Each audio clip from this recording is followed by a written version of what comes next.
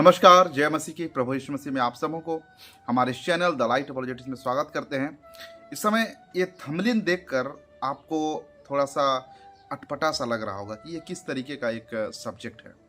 जी हाँ, आज हम इस टॉपिक पे बात करने वाले हैं कि किसी को अगर आप प्रार्थना की रिक्वेस्ट देते हैं तो उसमें आप सावधान रहिए, कहीं आपके लिए वो विनाश का कारण ना हो। तो इसी विषय को लेकर आज हम बात करेंगे और बहुत ही एक गंभीर विषय है। शायद से इस टॉपिक को लेके किसी ने वीडियो बनाया होगा, लेकिन आज ये विषय को मैं आप लोगों के सामने में रखना चाहता हूँ। देखिए, कई बार क्या होता है कि हम बात बात पे हम झूठ बोल देते हैं, छोटी छोटी सी बात पे हम झूठ बोल देते हैं। मान लिया जाए कोई एक व्यक्ति आपको फ़ोन पे कॉल करके बात कर रहा है और आपने उसका कॉल उठाने के लिए आपने समय लगा दिया। ठीक है, आपने थोड़ा समय लगा दिया या फिर आप उसका फ़ोन को रिसीव नहीं किए होंगे किसी वजह से, और जब अगला व्यक्ति आपको फ़ोन करके वो पूछता है कि आपने मेरा फ़ोन क्यों रिसीव नहीं किया, तो हम उसका फ़ोन रिसीव ना करने की वजह कुछ दूसरा बोल देते हैं। शायद हम बोलेंगे कि नहीं, मेरा तबीयत ठीक नहीं था या फिर मेरे कुछ प्रॉब्लम था।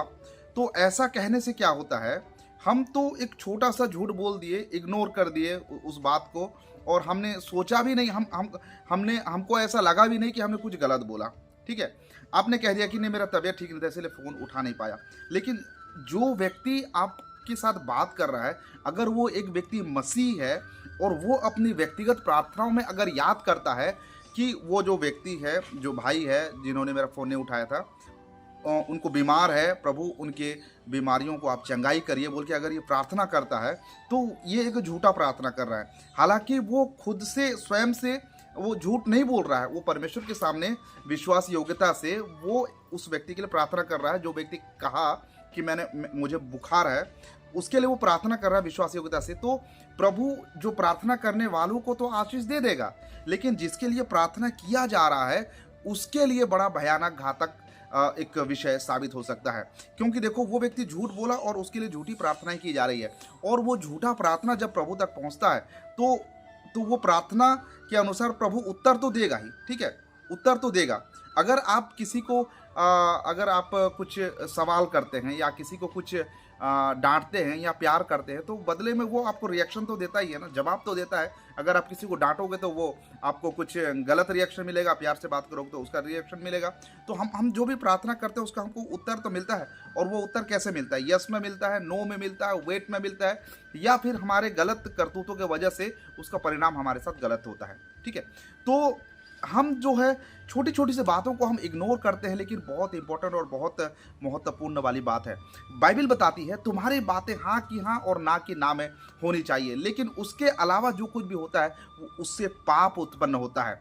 मसीह है मेरे प्रियो, कई बार व्यक्ति हमसे बात करता है, हमसे पूछता है, तो कई बार हम बोलचाल में कहते हैं कि आप हमारे लिए प्रार्थना करिए, हमारे परिवार में कुछ प्रॉब्लम हो रहा है, कुछ दिक्कत हो रहा है, उसके लिए आप हमारे परिवार को आप याद करिए। जबकि वो दिक्कत ना होने पर भी कोई एक व्यक्ति कहता है कि हमारे परिवार में कुछ प्रॉब्लम आ रहा है। क्यों? कई बार क्या है कि लोग जो है दूसरे से कुछ पाने की अपेक्षा रखते हुए, दूसरे मेरी कुछ मदद कर दे ऐसा सोचकर जो है अपने घर परिवार की समस्याओं को लोगों को दिखाते हैं, जिसकी वजह से क्या होता है कि वो व्यक्ति जो है आपके लिए अपने व्यक्तिगत प्रार्थना में याद करता है और वो ठीक आपके विपरीत हो जाता है।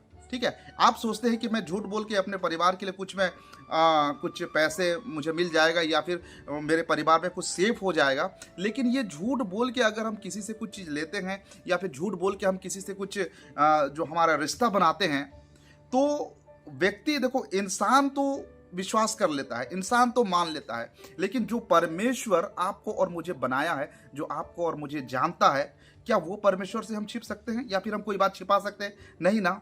तो मैं अगर विश्वास योग्यता से प्रार्थना कर रहा हूं कि प्रभु मेरे जो मित्र है, मेरे जो पड़ोसी है, उन पर तो आशीष कर, उनके जीवन में ये सारी समस्या हैं, अगर उनके जीवन में वो समस्या नहीं है और वो झूठ कहा है मुझसे, तो मैं जो विश्वास योग्यता से प्रभु से प्रार्थना कर रहा हूं, तो मेरी प्रार्थना और मेरा समर्पण, मेरा विश्वास को देखकर प्रभु मुझे तो आशीष जरूर दे देगा, लेकिन उस व्यक्ति के जीवन में बहुत विपत्तियां आएगी। आज हम सोचते हैं मेरे जीवन में ये सारी परेशानियां क्यों हैं, ऐसा विपत्ति क्या है, ये विपत्ति क्यों है, लेकिन जो छोटी छोटी गलती हम कर रहे हैं उस गलतियों को हमें देखना है और उसे सुधारना है, ताकि वो गलतियों को हम ना दोहराए, रिपीट ना करें। कभी भी एक विश्वासी भाई से, एक विश्वासिनी बहन से हमें झूठ नहीं बोलना है। कोशिश तो ये करना है कि हमें कभी भी किसी से झूठ नहीं बोलना है, और हमें जो है हर एक बात सच्चाई से सामने, लोगों के सामने रखना है। अगर हम बोलना नहीं समझते ज़रूरी, अगर हम बोलना उचित नहीं समझते हैं, तो अपने मुंह को बंद रखें, अपने मुंह को बंद रखें। कोशिश ये करें कि अपना मुंह ना खोलें अगर किसी से कुछ कहना नहीं चाहते हैं। और अगर आप कहते हो किसी को, तो कृपया आप सच्चाई का सहारा लें, सच बोलें। अन्यथा झूठ अगर बोलेंगे, थोड़ा सा भी मिलावट अगर होगे, भले ही आप सोचेंगे कि मैं अगला व्यक्ति का मैं भलाई कर रहा हूँ, भले ही आपके मन में ऐसा विचार आएगा कि मैं उसको भलाई कर रहा हूँ, लेकिन देखिए, झूठ बोल के कभी किसी का भलाई नहीं किया जा सकता। ठीक है, झूठ बोल के हम कभी किसी का भलाई नहीं कर सकते। भले ही हमको लगेगा कि हम झूठ बोल के किसी का भलाई कर रहे हैं, लेकिन उससे किसी का भलाई नहीं होता है, क्योंकि हमारा परमेश्वर सत्य का परमेश्वर है, सच्चाई का परमेश्वर। क्योंकि मार्ग, सत्य और जीवन में ही, यीशु मसीह ने कहा, मार्ग, सत्य और जीवन में हूँ। अगर मेरे स्वर्गीय पिता सत्य है, अगर उसको सच्चाई से प्यार है, तो सच्चे बोलने वाले भी उसे अच्छे लगते हैं, पसंद होते हैं। तो आज के इस वीडियो में मैं इतना कहना चाहता हूँ कि हम कभी भी किसी को जाने अनजाने में कभी भी हम झूठा प्रेयर रिक्वेस्ट ना दें, कोई झूठी बातें हम किसी व्यक्ति से ना करें, ताकि वो व्यक्ति जो मुझे सुन रहा है, वो जाकर अपनी व्यक्तिगत प्रार्थना में अगर उसे याद करता है, तो वो हमारे लिए बहुत बुरा प्रभाव हमारे जीवन में वो डालता है। इसीलिए ध्यान रखें कि हम जो है सच्ची बातों को लोगों के सामने रखें, सच्चा प्रेयर रिक्वेस्ट लोगों के सामने रखें।